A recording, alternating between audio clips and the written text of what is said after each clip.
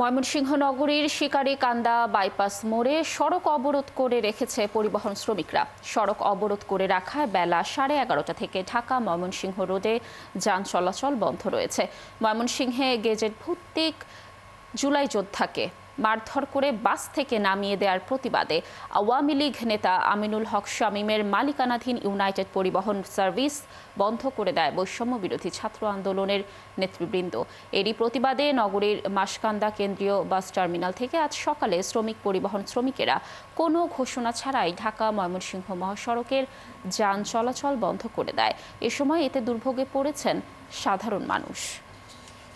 দর্শক, এই বিষয়ে বিস্তারিত তথ্য জানাতে আমাদের সাথে যুক্ত হচ্ছেন সহকর্মী বাবুল হোসেন। বাবুল, বর্তমানে সেখানকার পরিস্থিতি কেমন দেখছেন জানাবেন, আর যান চলাচল বন্ধ হওয়ার কারণে যাত্রীরা নিশ্চয়ই দুর্ভোগে পড়ছে, কি বলছে যাত্রীরা, এই বিষয়ে একটু জানবো আপনার কাছে। লাবণী, এই মুহূর্তে এই এনসিপির আন্দোলনরত নেতৃবৃন্দ নগরীর মাসকান্দা কেন্দ্রীয় বাস টার্মিনালের সামনে তারা অবস্থান নিয়েছে। তারা বলছেন যতক্ষণ না পর্যন্ত আওয়ামী লীগ নেতার মালিকানাধীন ইউনাইটেড পরিবহন সার্ভিসের বাস জব্দ হচ্ছে ততক্ষণ পর্যন্ত তারা তাদের এই যে দাবিতে তারা অনড় থাকবে। এর প্রতিবাদে ইউনাইটেড সার্ভিস কাল থেকে বন্ধ করে দেওয়ার প্রতিবাদে যারা পরিবহন শ্রমিক তারা নগরীর জিগাকান্দা বাইপাস মোড়ে অবস্থান নিয়েছে এবং তারা এখানে এই রাস্তায় অবরোধ করে যানবাহন চলাচল বন্ধ করে দিয়েছে। পরিবহন শ্রমিকদের এই যে দাবি এবং এনসিপি নেতৃবৃন্দ তারা পাল্টাপাল্টি দাবি করছেন। এই ক্ষেত্রে স্থানীয় প্রশাসনের যে কার্যকর কোনো পদক্ষেপ আমরা কিন্তু এই বাইপাস মোড়ে আমরা কিন্তু দেখতে পাচ্ছি না।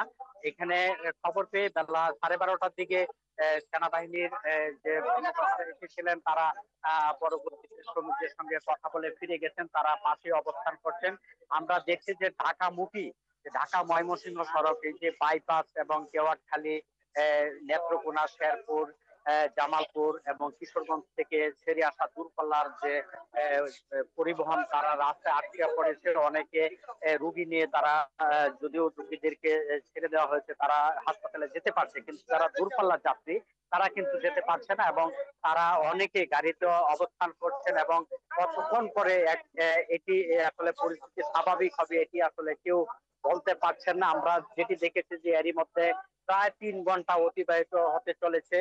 ঢাকা ময়মনসিংহ মহাসড়কের যদি আমরা বলি অন্তত 20 কিলোমিটার জুড়ে সেই যে যানজট সেটি এই সৃষ্টি হয়েছে এবং অনেকে আমরা দেখছি পায়ে হেঁটে তারা গন্তব্যে যাওয়ার চেষ্টা করছেন। হালকা যানবাহনও কিন্তু আটকে আছে। তো আমরা একটু কথা বলতে চাই যারা সাধারণ যাত্রী, আমরা একটু তাদের সঙ্গে কথা বলতে চাই যে যারা এখানে আটকে আছেন, যে এই যে আপনারা যারা এখানে আছেন আসলে কি ধরনের ভোগান্তি হচ্ছে? আসসালামু আলাইকুম। আমাদের অনেক ভোগান্তি হচ্ছে। আমরা অনেকে ঢাকা যাবো অফিসিয়াল চাকরি করার জন্য, অফিসে আমাদের চলে যাচ্ছে, অনেকের ব্যবসা করতে হচ্ছে। 11টার আগে থেকে শুরু হচ্ছে, এখন পর্যন্ত আমরা 2টা উপরে বাইরে গেছে, আমরা পাচ্ছি না। তবে যদি আমাদের সকল নেতৃবৃন্দ, শ্রমিক ইউনিয়ন, মালিক ইউনিয়ন সংগঠন মিলাই আমাদের এইটা সমাধান করতে পারতেন এবং আইন শৃঙ্খলা বাহিনী সবাই যদি এটা সমাধান করতে পারতেন, আমার যাত্রীদের অনেক ভোগান্তি কমছে। ধন্যবাদ লাবণী। আপনি শুনছিলেন যে এই যে যাত্রীরা ঘন্টার পর প্রায় 3 ঘন্টা ধরে এখানে আটকা পড়ে রয়েছেন, তারা চাচ্ছেন স্থানীয় প্রশাসন এই ব্যাপারে এগিয়ে আসুক। বাবুল, অসংখ্য ধন্যবাদ আমাদের সাথে যুক্ত থাকার জন্য। নিশ্চয়ই প্রশাসন যথাযথ উদ্যোগ নেবে এবং ভোগান্তি কিছুটা হলেও কমবে যাত্রীদের। দর্শক, যুক্ত ছিলেন আমাদের সহকর্মী বাবুল হোসেন।